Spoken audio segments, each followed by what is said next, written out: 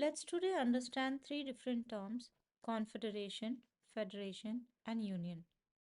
We'll also try to analyze what is the difference between these three terms and what is the relationship, if any.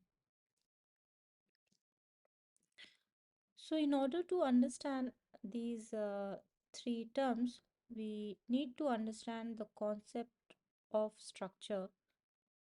So, the structure is formed when different parts are organized or placed or arranged in a specific order. And when that arrangement is done, they also form a specific relationship. So, when these different states come together, they form three types of structure. One would be the confederation or the league.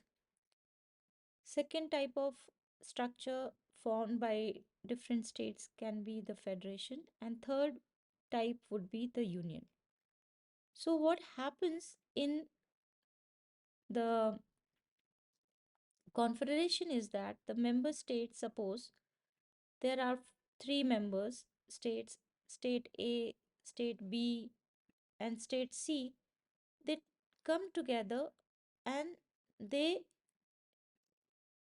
for a purpose, okay, they come together for a purpose, and they decide, okay, this for this purpose these following steps are to be taken. But one thing that important thing is that these different states, they do not give any, they do not share their power with this suppose this new structure. Okay, they come together and they just decide what is to be done for this common purpose, but they do not contribute in any form for the implementation of these decisions taken. So this central authority which is formed, that central authority in the sense these different states, they come together and merge at this point, or the authority, this central authority is very very weak compared to the federation.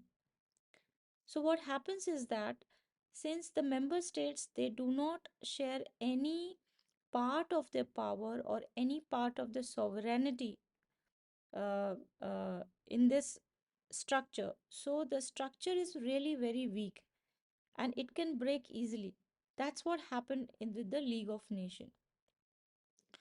But what happens in federation, the member states, they share part of their power with the central authority. Like for example, different, again the different states, they come together, different individual states, different sovereign states, they come together and they contribute in some way or the other to form a new authority or the central authority here.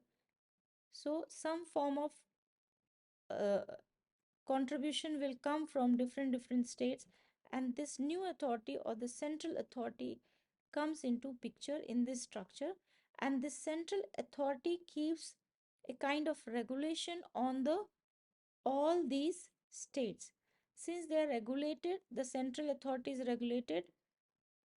regulating all these member states, so it has kind of the structure is little bit more stronger compared to the confederation. Therefore it is little difficult to break this kind of structure.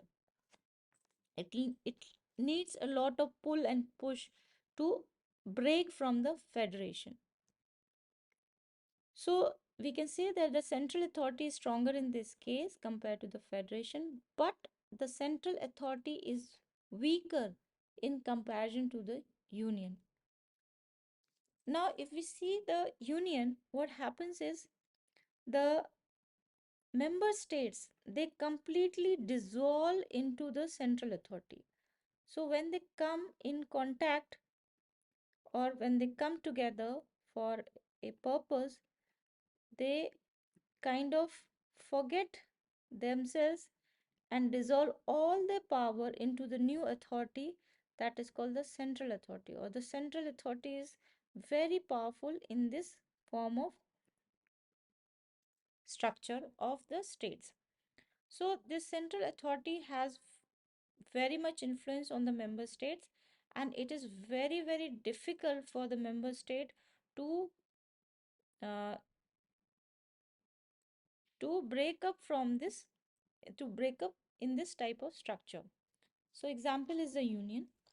But as I mentioned earlier, that structure is not just the organization, but it also means the relationship between the parts. And here, what happens is in the union, it is quite possible that the member states might not be known to the other outside world as an individual identity or the sovereign states, but they might be functioning uh, in their local areas. They might be given some power or authority to tackle their local issues. Like, for example, in India, all states, different states, due to their different language or the different geographical needs, the state government is given full authority to have full control over the local affairs. Still, they have to abide by the rule of the union. So, it is a perfect example of union.